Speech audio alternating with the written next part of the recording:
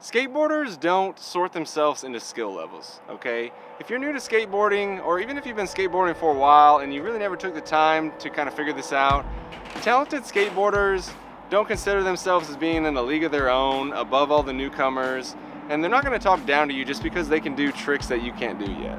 If you're riding a skateboard, you're part of the entire skateboarding community as a whole, and it doesn't really matter where you are in that progression. The entire skateboarding community actually agrees on a core value that we all share, and it's that progression is a good and exciting thing, regardless of how far you've already come and how far you have left to go.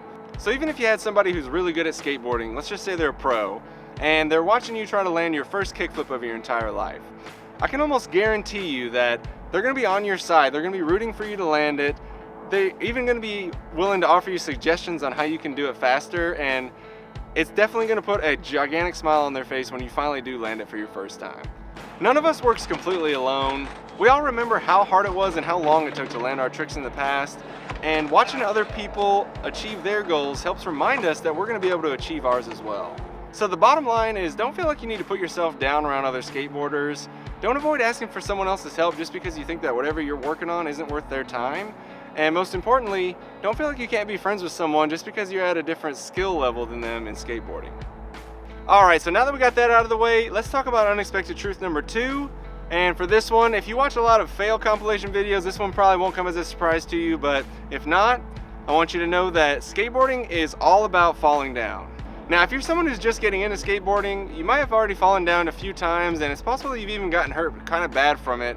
So much so that you've made it your personal goal never to let that happen again at all costs, no matter what. Well, I've got good news and I've got bad news for you. Now, the bad news is that if you want to progress in skateboarding at all, you're gonna have to fall down a whole lot more times, and I mean a whole lot more. But fortunately, the good news is that falling is actually a skill that you can improve upon the more you do it, so eventually you're gonna get so good at falling down that you're not even gonna be afraid of it anymore, because it's just not gonna be that big of a deal. Skateboarders welcome the idea that they're gonna fall, and they confront learning new tricks with the understanding that in order to do so, they're gonna have to pay for it by failing at it a whole bunch of times first. So as you progress, just know that the falls are gonna come, and they might sting a little bit at first, but just take a second and breathe, and you're gonna come out on the other side, and then remind yourself that every time you fall, you're one fall closer to being a professional at falling down, which in skateboarding is everything. And with that, let's move on to unexpected truth number 3, which is that you don't have to risk serious injury to be a skateboarder. If you've been watching skateboarding videos online or maybe on TV, you might be getting the wrong idea of what all you have to risk in order to do it. There are skaters out there that risk way more than they need to just because they're not using their head, or they're not giving the skateboard as much respect as it deserves. There's no question that skateboarding can cause some really serious injuries, so you could break a bone, you could get a concussion, worse stuff can happen to you. But if you go into the sport with a respect for it, for what can happen to you if you're reckless, you can still have all the fun without having to put yourself under that kind of risk. So to get you started, here are a few of my tips on how to not get seriously injured while you're skateboarding.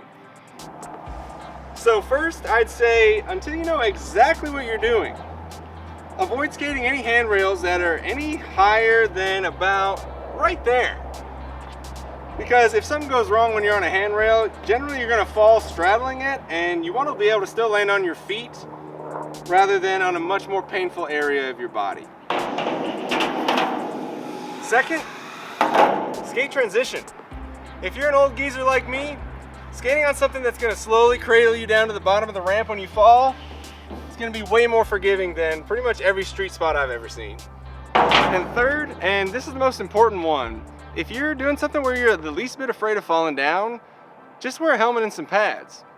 After a helmet, I'd say for street skating, the most important pad you'd want would be wrist guards, and then if you're skating on transition, the most important one after a helmet would be knee pads. Okay, so now for the 4th unexpected truth, you're not too old and you're not too out of shape to get into or to get back into skateboarding. Now, I've definitely heard my fair share of excuses from people as to why they will never be able to learn how to skateboard. A lot of people think that skateboards are just toys for kids, and in order to skateboard, you can't be a day over 16.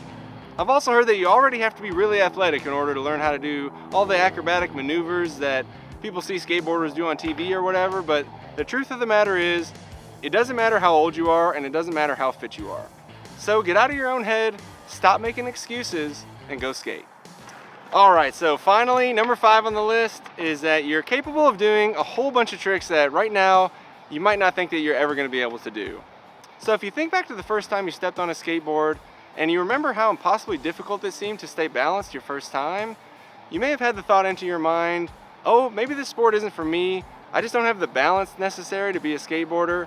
But just remember, all you needed in order to get from there to being able to do it was to look at things from a bit of a different lens.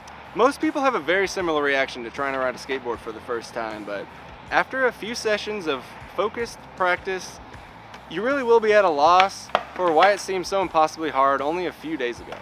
Now, if you're already a skateboarder, what this means for you is that you need to avoid putting your abilities inside of a box that you don't allow yourself to step outside of often enough.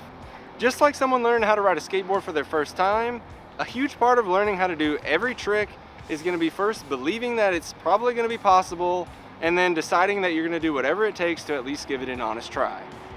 So every time you get an idea in your head for a new trick, or maybe you see someone else do a trick that your mind instantly tells you that you're not going to be able to do, override that thought and remind yourself of all the times in your past that you've learned tricks that you didn't think were going to be possible at first. Once you change your perspective from finding reasons why you're not able to do something to finding a way to inch closer and closer to being able to do it, the gap between what seems completely unreasonable and just barely possible is going to start to close, and almost every time it's going to start to close way faster than you'd expect at the beginning. Alright guys, it was good hanging out with you again. I'll see you in the next video, and remember, never stop improving.